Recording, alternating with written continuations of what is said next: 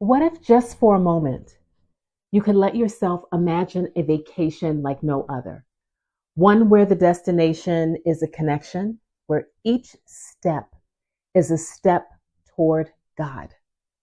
In this video, I will share my top 5 ways to experience a vacation with God affordably and with minimal planning.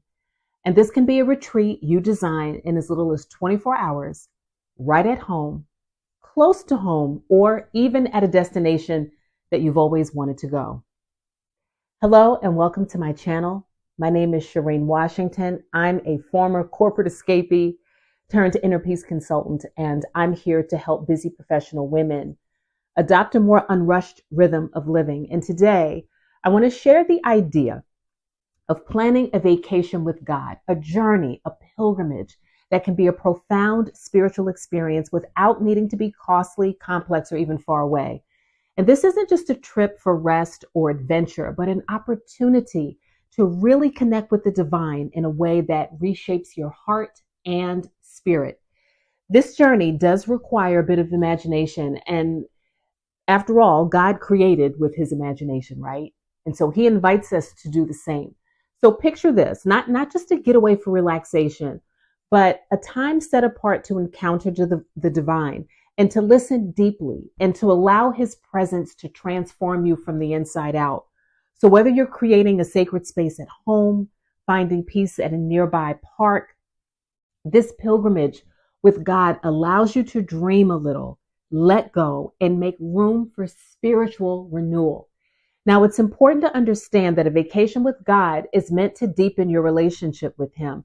And in my experience, going on vacation with God, not only do I hear his voice, I often get confirmation or answers to questions I've been seeking, I've been waiting for. So this is a time to slow down and have unrestricted time, disconnect from work, friends, family, really allow yourself to be present. And every vacation with God, what I consider to be a pilgrimage that I've ever taken, has been life altering and honestly hard to put into words. And here's the thing, going on this kind of journey doesn't have to be expensive. It doesn't have to be elaborate. It's really about taking time to really reflect, feel alive in his presence, pray with him, stir your soul, and really invite yourself to let go and listen deeply. In the Bible, we see how Jesus himself would often withdraw from crowds to find quiet time with God. And he would go up to the mountains, into the gardens, or to solitary places to pray and to listen and to reconnect with his Father. And this is a similar rhythm, a way to find strength, clarity, and peace in his mission. So in Jesus, in all his divinity, if he took time to retreat and reconnect with God, this is something we can do. And we can do it with the same way of realignment and to find purpose and to experience the quiet power of being in God's presence. These times alone with God can be transformative in so many ways. In 2023, I had a life-changing experience on pilgrimage visiting the Chartres Cathedral in France. And this wasn't just another destination on my travel list. It was truly a calling. In Chartres, France is famous for the labyrinth, the cathedral, essentially. And this is a cathedral that for years people would pilgrim to, and they would walk this labyrinth. And the silence, the stillness, the colors, the stained glass, the idea of knowing so many people before me had come to walk this path, it was like no other experience. It essentially was like tracing a map of my own soul and uncovering pieces of myself that I didn't even know existed. And every turn and pause walking that labyrinth pulled me deeper into my relationship with God like I've never experienced. I actually probably should record a video sharing how I was healed on that labyrinth. I realized that pilgrimage isn't confined to faraway places when I went to Chartres. In fact, I came back and I created sacred spaces at my home and identified local places not too far from me that I could have a vacation with God. So here's tip number 1. Find a special place close to home. A vacation with God doesn't have to involve a long journey. One of the simplest ways is to find a quiet, peaceful spot close to home. This could be your own backyard, a nearby park, even a quiet corner in your home.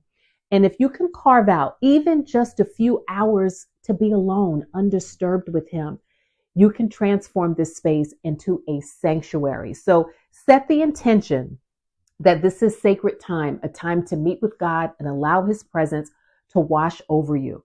Tip number 2, create a sacred space in your home.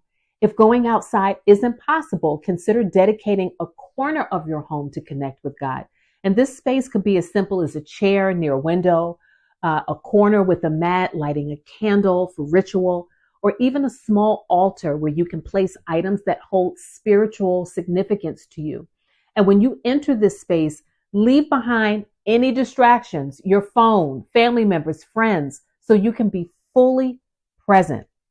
You can also incorporate chimes or a Tibetan bowl, marking this as a sacred time. And while in this space, try different activities and include God. You can journal, you can pray, you can speak outwardly to him. Play a prayer list, actually a list of music. Enjoy quiet time. Plan a lunch focusing on God's presence.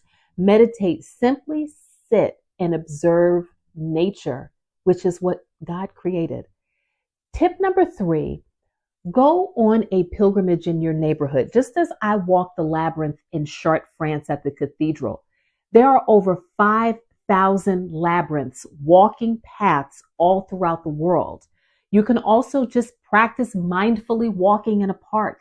Set an intention before your walk to seek clarity and peace, to just simply be with God. And as you're walking, notice each step, focusing on your breath, noticing the sounds of nature, and grounding yourself in the presence of God.